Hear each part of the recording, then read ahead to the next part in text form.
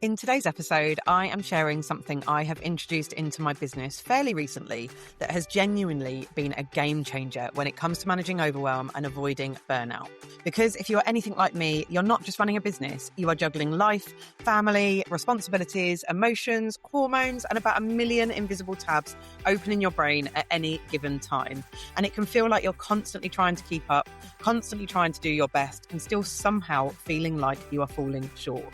So this episode is for you if you've ever sat down to work already feeling behind, if you've ever tried to push through a bad day because your diary said you had to, or if you've gone straight from parenting into work mode and felt like your brain just didn't catch up. I am going to talk you through something I call a life is lifing buffer and how it's completely changed the way I structure my days, how I protect my energy, and how I show up in my business without burning myself out in the process. It has honestly become one of the best boundaries that I have in my business. By the end of this episode, my hope is that you will feel a little bit lighter, a little bit less alone in how you're feeling, and maybe inspired to find your own version of this that actually works for your business and your life too. But before we dive in, if you are new here, hi, I am your host Becky, and I am a multi-award-winning business owner and the dreamer behind the Boss Your Socials Club. I created this podcast to help women like you simplify your life and grow a business on your terms without the overwhelm. Because I don't believe success should come at the cost of your mental health, your family time, or your well-being. So if you're ready for some no BS advice, practical tips, and honest chats that make business feel lighter and more doable, you are in exactly the right place. Right then, let's get into this week's episode. So this episode is the start of a series of a few episodes, which I just want to share with you some very simple practical tools and support for showing up in your business. And I want to start this episode by saying something that I think a lot of us need to hear more often, which is that just because something looks good on paper, it doesn't actually mean it works in real life. And this is going to go across all the episodes that I do around this. I really want them to be simple, practical tools that might not be perfect for you, but you can tweak and amend to make it work for you. Because I think the frustrating thing is, which we will all know as business owners and just as humans in today's world, there is so much advice out there about productivity and routines and time blocking and morning routines and 5 a.m. starts and winning the day and all that kind of thing. But so much of it just doesn't take into account the reality of being a human, let alone being a mum, let alone dealing with things like hormones, mental load, having caring responsibilities, or just life being a bit unpredictable and out of our control at times. And for a long time, I tried to make myself fit into these ideal ways of working. I would follow the advice, I'd listen to the podcast, I'd read the books, and I'd think it was going to be my magic answer, that it would finally help me feel like I had my life together somehow and I could be a bit more organized and a bit more calm and all that kind of stuff. But in reality, what I would actually do is I would schedule things back to back. I would expect myself to go straight from the school run into being productive and focused and switch on to fit in all of the things I felt like I needed to do. And I would map out every minute of my day with all the things I wanted to do or like I felt like I should be doing. And in parts, it worked for a bit because I'd be dead motivated and I'd get up and go and I'd be like, yeah, this is amazing. But it never worked consistently. Because the truth is, there were so many days where I would sit down at my desk and my brain just wasn't there yet. Or I'd had a stressful morning, or one of the kids was off, or they were sick, or I hadn't slept properly, or hormonally, I just felt completely off. And instead of adjusting, I would try to push through, determined to make it work because I had this new system that I'd read about that was going to change my life. And again, the reality was actually that that's where the overwhelm would build. That is where the frustration would come in, mostly at myself, unfairly. That's where I would start questioning myself and my capability, when actually the problem wasn't me and it was never me. It was the way I was expecting myself to work based on what all of this incredible advice out there was telling me has worked for so many other people. And I started to think, do you know what? Maybe I just need to look at this myself and think about what I actually need. Not what looked productive, not what looked Insta-worthy or social media worthy, not what other people were doing necessarily, and definitely not what I should be doing because, oh my goodness, I talk about that a lot and I have to regularly give myself the reminder that I need to practice what I preach in that, because the word should just needs to go away in so many ways and on so many levels. I needed to look at what actually supports me and my business and my life to function well. And the reason I think this is so important to talk about is because I hear lots of business owners say things like, I was going to do this, but then this happened. Or if that hadn't happened, I would have got this done. I had every intention, but then this happened. And so it never happened, basically. And I get that because I used to do that a lot. I think that's why I started to look at like, right, okay, I need to stop myself saying this. What can I do that will help me? Because that kind of statement was always followed by this underlying frustration, like somehow we failed or fallen short. And the truth is, we are often planning our businesses around our ideal capacity, not our actual capacity. Or we were looking at our diaries going, there's a space there, so I must fill it. We weren't giving ourselves any space or any free time. We are planning as if nothing is going to interrupt us, as if we're always going to have full energy, full focus, full time. And that's just not real life. Because if you have kids or if you have caring responsibilities, if you're navigating your hormones, or honestly just existing as a human in the world right now, life is going to life. Things are going to happen. And this isn't a criticism because, like I said, I get it. That was exactly how I used to operate. And I'd say all the things, oh, well, if this thing hadn't happened, then I'd have achieved this goal by now, or whatever it might be. And I think the realization that I've come to and what I wanted to share in this episode, and just generally through the stuff that I say in business, is sharing that we need to be really honest with ourselves, because when we plan at 100%, we give ourselves absolutely zero space for anything to go differently. And then when it inevitably does, we don't just adjust. We make it mean something about us. We make it mean that we are not good enough, that we're behind or failing or not doing enough. When actually, all we've done is set ourselves up to fail by expecting life not to be life. And just to make this really real, actually, and a recent example of this for me is that my granddad passed away recently, and he was an absolutely incredible human being. I was really close with him. I'd loved him my whole life. And I want to say, like, I'm not saying this story just for sympathy. It's just a real life happening at the same time as running a business, and quite a recent example that really makes what I'm talking about today real, because it happened at a point where I was actually working on some really exciting things. I had plans, I had momentum, actually for the first time in quite a long time, and I was ready to go with it all. And then I got the call to say that he'd passed away. And obviously that is the most important thing in that moment. Obviously, real life is far more important than business or any goals you might have. I am the biggest advocate of that. However, it doesn't mean to say that business doesn't matter at all, or you don't want to still keep going. But the reality is, I knew that was coming for quite some time. You know, he was 93 years old. I was expecting it. But when it happened and the reality of it actually happening, it hit me really hard. And I didn't feel like showing up in the same way. My energy wasn't the same as it had been when I'd been excited about all of those goals.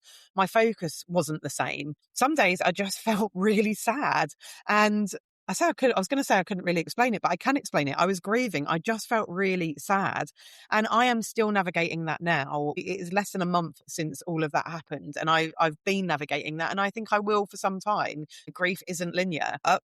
Having this buffer in place, which I will explain in a bit more detail in a moment, made such a difference. And it wasn't that long before that I'd actually officially brought it in. I think I've been doing it sort of unofficially for a couple of years now, but actually I've sort of officially brought it in. I've actually put it as a thing in my calendar. I'm really living it, and I'm really holding it as a strong boundary, not something that's just good to say, but I don't actually do. So having that buffer in place, which, like I said, I will explain in a moment, gave me the headspace to be flexible and to be kind to myself in it.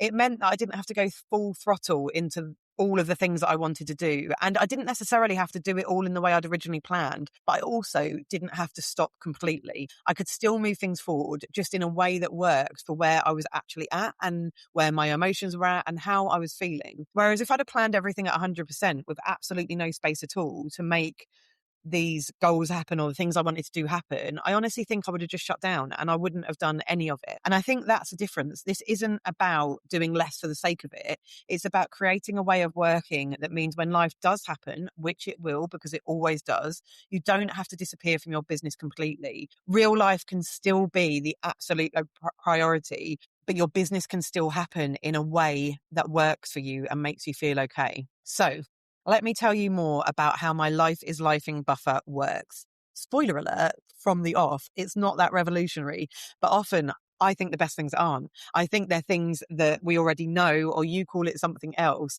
But sometimes you just need to hear it again to go, yeah, actually, I need to stick to that. And actually, like I said, I've been doing this unofficially for a good couple of years now, if not more. But sometimes you need to hear something to go, no, actually, do you know what? I'm going to commit to that. And that's really important. So the name is exactly what it sounds like. It is a buffer in my day for when things feel a bit off or when life is just lifing a bit too much. And now, instead of trying to push through or trying to override things that I can't control, I've built something intentionally, deliberately, and practically into my day that allows for it.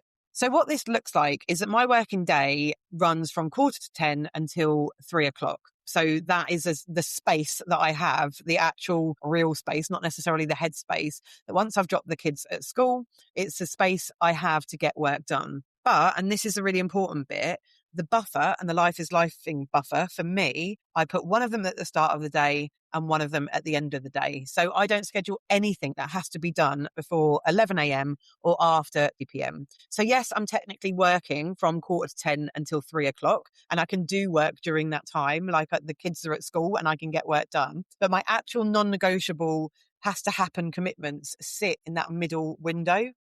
And those outer edges, that's my buffer. That is my space to breathe. That's my space to deal with whatever the day has thrown at me before I'm expected to show up in my business.